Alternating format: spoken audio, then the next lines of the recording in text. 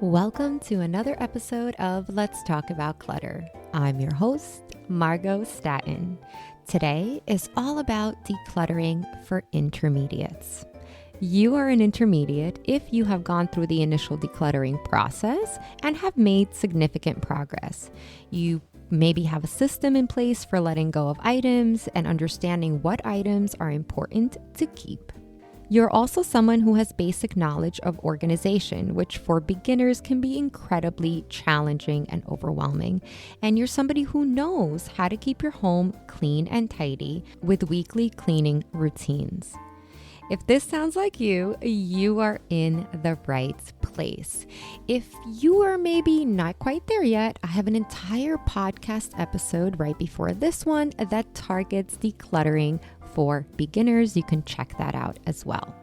So today I'm going to cover 5 decluttering tips for those of you who still have some areas in your home that need attention and further decluttering and are thinking of leveling up your organization game. All right, so let's start with tip number 1. This tip is one of my favorite tips for maintaining a clutter-free, clean, and tidy home. And I am sure all of you intermediates are up for the challenge, and it is the 1 in, 1 out rule. The most important thing about a clutter-free home is maintenance. And what I've encountered sometimes with clients is that they will invest the 3 months and the 6 months and the 1 year to declutter areas of their home, and it's going to look fantastic and they love it, but then they really don't take control of their shopping habits. So as a rule of thumb, more items should leave your home than come back in. And a great way to manage this and to sustain this is the 1 in, 1 out rules.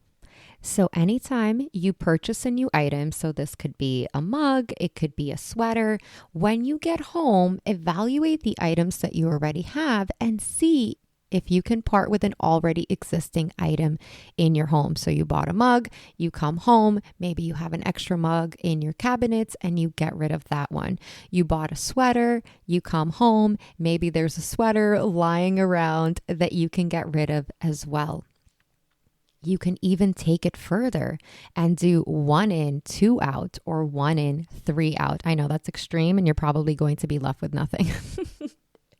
But this might not apply to every area of our homes, but when we're intermediates, we still have areas in our homes, by the way, typically our closets, our wardrobe, that do have more items than we actually need. Our kids' clothing, our kids' closets and drawers are another perfect example of this. They require constant decluttering that maybe we just don't have time for. So whenever you purchase something new for your kiddos, it's a good idea to see if there's another item that they can let go of.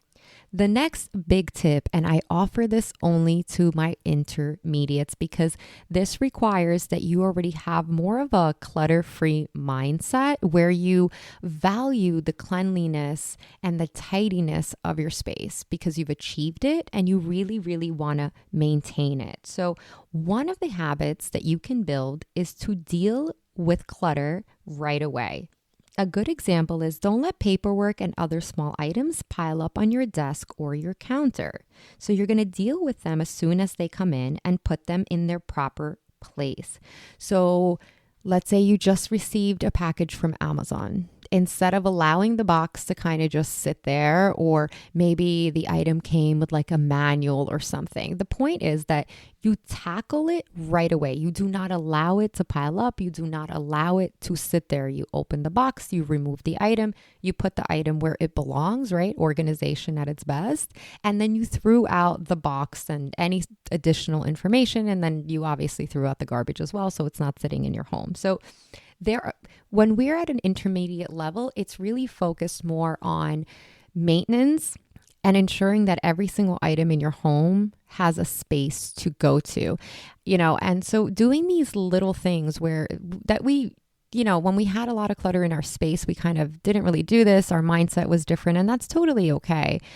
it's really tackling things right away. So another example of this is like recently I was using my favorite bottle of perfume and there was like literally barely anything left in there. Like, have you ever had that moment where like you're spraying, it's your favorite and you can see a little bit still at the bottom, but it's just not coming out?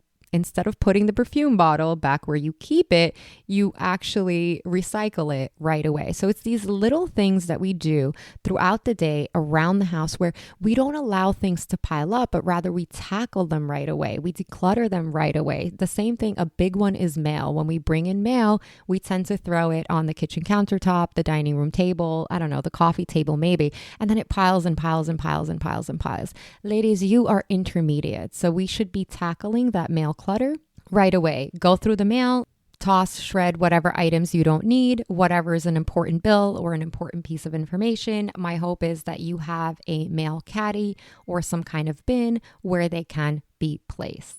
So we're dealing with the clutter right away. We are not allowing the clutter to make it into our home.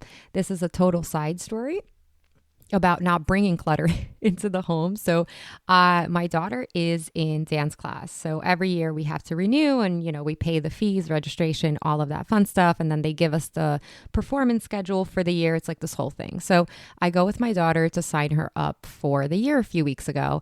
And the woman there is like giving me piles of paperwork, like printouts about what to expect and this, that, and the other. And all I can think of is like, oh my God, this is so much paper clutter. Like, why do I need this? So I asked her, I said, do you send this out in emails? Because typically they tend to send a lot of emails. I said, is this something that I'm going to receive via email? And she's like, yeah. I'm like, yeah, I don't need this. Like, I don't need this paperwork because I don't want to take it and then throw it out anyway. So I was like, thank you, but no thank you, paper clutter. Don't need it. We'll read your email. So doing things like that, right? And really focusing on dealing with the clutter right away, eliminating it. And more than that, if you can avoid it, preventing the clutter from coming into your home. When we are beginners, a huge difference is saying no to free stuff or saying no to gifts and, items, whether we need them or we don't need them. That is a mindset. It is an incredibly common one. My hope is that when we are intermediates, we have those boundaries, right? We are protective of what we bring inside our home. So even if an item is free, but you don't actually need it, you don't like it, it doesn't serve you, it doesn't have a purpose, it doesn't bring you joy, just say no. Just say no. The next thing when it comes to intermediate decluttering is now the ability to tackle sentimental items. When we are beginners, we are very overwhelmed by all the stuff in our home. And one of the worst things that we can do as beginners is start with sentimental items. Like if you want to just completely demotivate yourself and put a kibosh on decluttering, then start with sentimental items that you can't part with. That is a terrible place to go. And if you encounter a sentimental item, by the way, as a beginner, for example, put it to the side, tackle it later. But when we've leveled up and we are now at the intermediate level, we should be able to begin to tackle sentimental items. Or maybe you tackled some and you still have a few boxes of others. My hope is that you are now seeing the benefits of a clutter-free space. You now have shifted your values and your priorities to enjoying activities and moments and building memories with your families and friends, and not so much on things. So now is the time to tackle sentimental items. Absolutely. I am not saying get rid of sentimental items at all, but we want to be mindful about just how much we're keeping and is it realistic for us to keep it, or can we donate the item and make somebody else happy, give it away to friends and family, or even maybe just take a photograph of the item and that's enough to hold on to the memory. So if you've been dreading and procrastinating tackling sentimental items, if you're an intermediate, I believe in you. I absolutely think that you can do it. And if you haven't done so already, you can create a memory box. Store it in your attic, in your basement, in your closet, out of sight, out of mind. Label it memory box and revisit it whenever you need to. I have a full tutorial on my YouTube channel, actually, at Be Good to Yourself by Margo. that walks you through how to let go of sentimental items. You can check it out. I will also leave a link to it in the show notes. Tip number 4 is to keep it functional. When organizing our belongings, think about how you use them. Keep things you use frequently within easy reach and store seasonal items or things that you don't use as often in separate areas. This will make your space more functional and easier to maintain. In the beginning, when, we've decluttered, and my hope is you're following my system, which is called Decom, and it's declutter, clean, organize, and maintain, 4 simple steps. In the beginning, when we organize, we kind of it's chaotic, and we tend to organize items where we stored them because that's technically what we're used to. And storing them where we used to store them before is not necessarily the functional way to do it. So, for example, if you're in your kitchen, and your stove is on one side of the room and your kitchen utensils that you need for cooking is on the other side of the room, well, that's not really a practical place to store them. So the rule of thumb is that items should be stored as closely as possible to the space where you use them. That is what we mean by functionality. So it makes sense, right? You're cooking something on the stove, you need a spatula, you stretch out your hand, you grab the spatula. You're not running across the room to get the spatula, right? Things like that. I know it sounds silly and you're like, oh, it's such a small, but it makes a huge difference. And if this is how you lay out your home to function and organize in every single space, you're going to be saving a ton of time. Another one of these things that I see is when folks keep their cleaning supplies in like the laundry room or their kitchen only. Cleaning supplies should be kept where you use them. So kitchen cleaning supplies should be in the kitchen. Bathroom cleaning supplies should be in the bathroom. Laundry cleaning supplies should be in the laundry room. You don't necessarily have to go out and buy a brand new bottle for every room. You can just invest in those empty spray bottles and just pour, maybe get a gallon of a particular multi-purpose cleaner that you use and kind of just separate it out amongst the different bottles. So keeping your home functional, right? Organizing in a way that works for you and your family that makes sense, where, for example, things that you don't use on a daily basis should be stored higher up. Things that you're using all the time. This applies to your closets, your pantries, your, kitchen cabinets, your medicine cabinet, whatever. They should be stored in the middle at arm's length. This is where we really talk about leveling up, and this is how we really go into sort of the advanced level where the entire home is subjectively clutter-free, of course, and it's well organized for functionality and flow. And by the way, don't get discouraged. This takes a lot of practice. A tip that I recommend to clients is to actually video record yourself doing something. So for example, you can record yourself walking into the home. Like where are you tempted to put your coat or take off your shoes or put your mail and your keys, right? You want to make sure that the layout makes sense. Same thing in the kitchen, because that's where, as women, we spend a lot of our time. Whether we're great cooks or not. I'm not a great cook by any means, but in the kitchen, record yourself. How do you navigate your kitchen environment? And that visual will help you in organizing your space for functional use. Maybe it's crazy. I don't know. Let me know. If you're going to do it, let me know how it goes. Did it help? And the last thing for all of you intermediates is to clean as you go. Whenever you leave a room, take a quick look around and put things back where they belong. It only takes a few seconds, but it can make a big difference in keeping clutter at bay.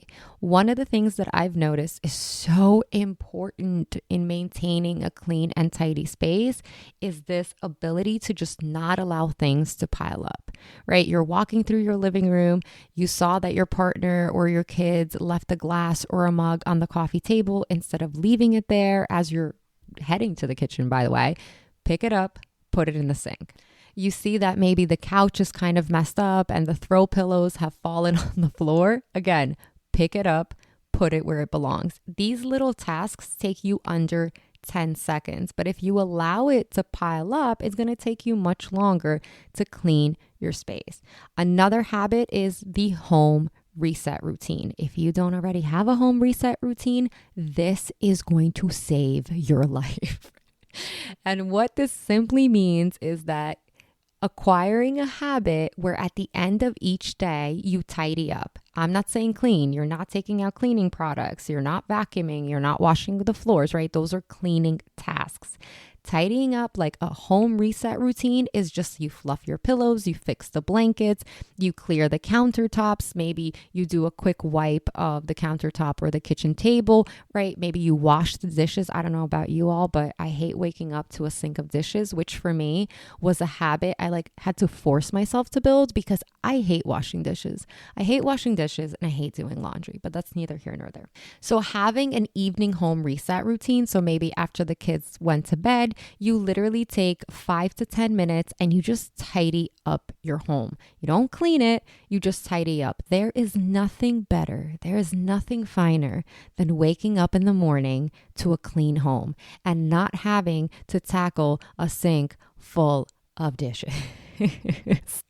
So there you have it, folks. My top 5 decluttering tips for intermediates. I hope they help you on your decluttering journey. Thank you so much for listening, and always remember to be good to yourselves.